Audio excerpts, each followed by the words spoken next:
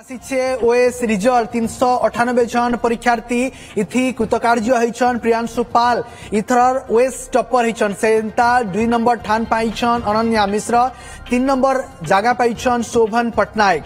Top 10 ने अनन्या मिश्र गुटे मात्र महिला रहिछन। सेंता 398 जन परीक्षार्थी इथर कृतकार्य होइतिबार बेलके 144 जन महिला रहिछन। 7 नंबर ठान पाइछन कलाहांडी जिला धर्मगढ़ शैलेश भोई। शैलेश कर संगे एक्सक्लूसिव कथा लगिछन हमर प्रतिनिधि इंगित पंडा।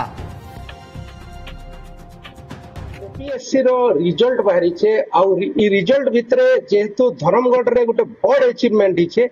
इनर पिला जे रहिछन शैलेश कुमार भोई से 7 नंबर रैंक रे उत्तीर्ण हिचन। तो इता के निकरी हमें वर्तमान फास्ट तांकर प्रतिज्ञा नामा तो शैलेश भाई आमर संगे अछन। फास्ट आपन के मुई कांग्रेचुलेशन जणाबी जे एते बड़ अचीवमेंट आमर धर्मगढ़ लागि कलाहांडी लागि आपन आनिचन रैंक 7 रे। तो काना कहबे जिन माने अन्य जिन एक्सपीरियंस अछन यूपीएससी लागि जिन माने प्रिपेयर करूछन। तो आपन की न जॉब करूथिले केनता रहिथिला आपन को पढ़ा पढ़ी आउ काना वार्ता देबे। मुई बैंक रे जॉब करथिली, केनरा बैंक रे पीओ थिली। तापरे लास्ट ईयर एका छाड़ी ना सी नाइना प्रिपेयर करथिली घरे एका आउ सब सेल्फ प्रिपरेशन एका टेस्ट सीरीज मन नैथिली अलग अलग कोचिंग इंस्टीट्यूट ऑन करनो। आउ बाकी जन माने प्रिपेयर करूचन एते बेसी किछि ये नहीं भल से प्रिपेयर करले आउ सिंसियरली प्रिपेयर करले हे जिबा माने बड़ किछि कथा नहीं से।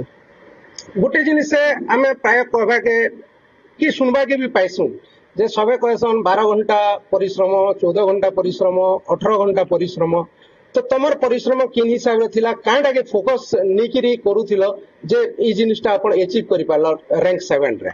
घंटा तो 12 घंटा 14 घंटा नहीं करी टू बी ऑनेस्ट आउ फिजिबल भी नहीं से अंता लॉन्ग रन रे वर्ष वर्ष धरि ना दिन के 14 घंटा के खाइबा के तेले सुइबा के तेले तो सही नॉर्मल 7-8 घंटा एवरेज कंसिस्टेंसी संगे रखले काफी है। आउ आवर नहीं केते घंटा पढुचन सेटा मैटर नहीं करे।